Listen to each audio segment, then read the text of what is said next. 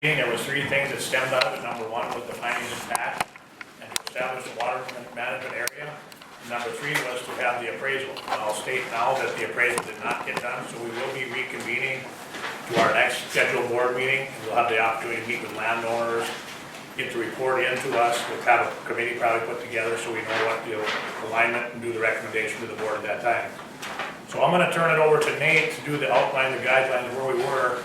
And I do apologize because I know for the landowners here that we were under the assumption that there was going to be some decisions made, but due to some health problem with the appraiser and whatever the other thing there was, we just did not get it completed. I understand he met with all you guys this last week or so. He didn't tell us anything. Yeah. Well, he's never going to tell you. He was gathering information. He's not going to tell you any numbers because that's what's going to be presented in his report to the board. So, But to me, how do you negotiate unless you know what the numbers are? I mean, I think, not negotiating. well, he's not negotiating, but what would be the point of meeting if he's establishing some kind of a number? Yeah. I mean, there'd be no purpose of meeting with you guys if he has no establishment. It's like, okay, here's what we're thinking. We should say the next meeting is not our regular Thursday meeting, we're gonna have it on Monday, the 24th. Well, we can meet at that time to the 24th. That's at 9 a.m. Yep. The hearing will be at 9:30, but that'll be announced at the end of the meeting that we will be convened to that, this hearing purpose.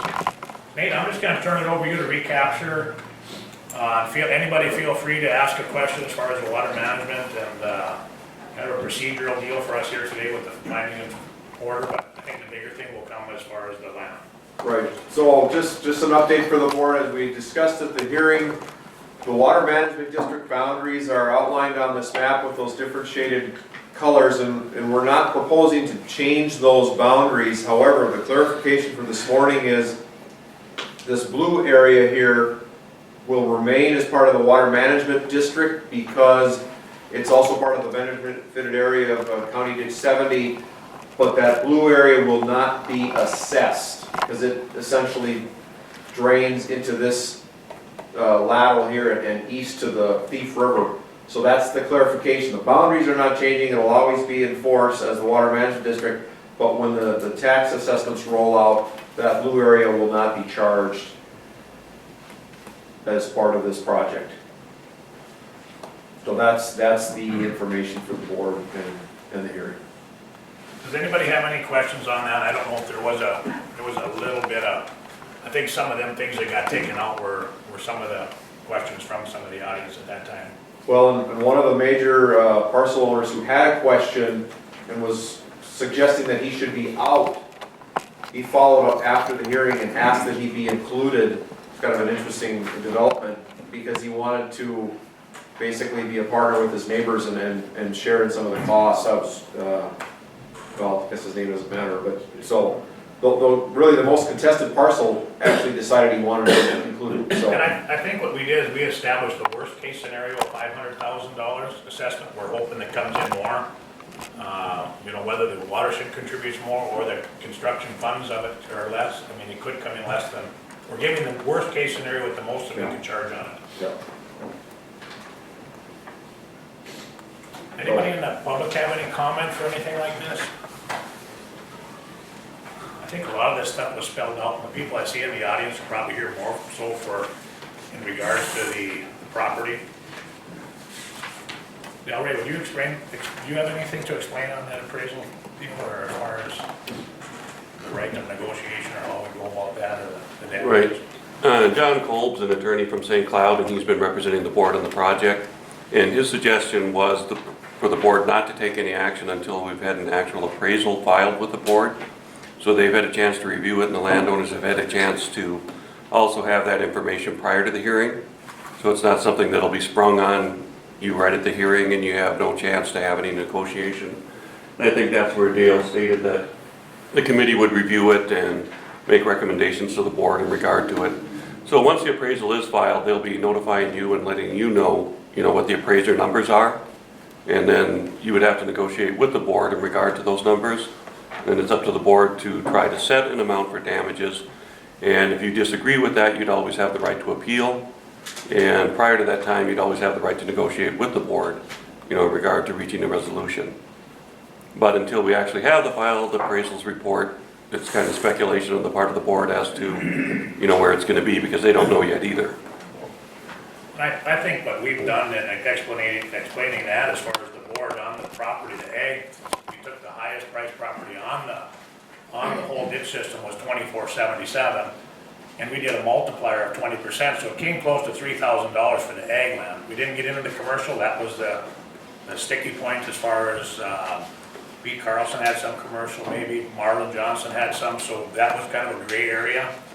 And when we went out right away, we found out that probably wasn't, the 3,000 mark wasn't such that was probably agreeable, but, I mean, that's where we got the appraisal in, and now we'll have a little better idea, where we're at with that. So whether higher or too low or what, but then at least we can make some decisions at that point. Marlon, do you have any comment that you are thinking that? Well, not at this point, I guess, I haven't heard any numbers yet. Right. And I talked to Kevin a couple times, and I told him that I'd get a hold of you guys once we had some numbers, Yeah, so we could, have a little better dialogue as far as,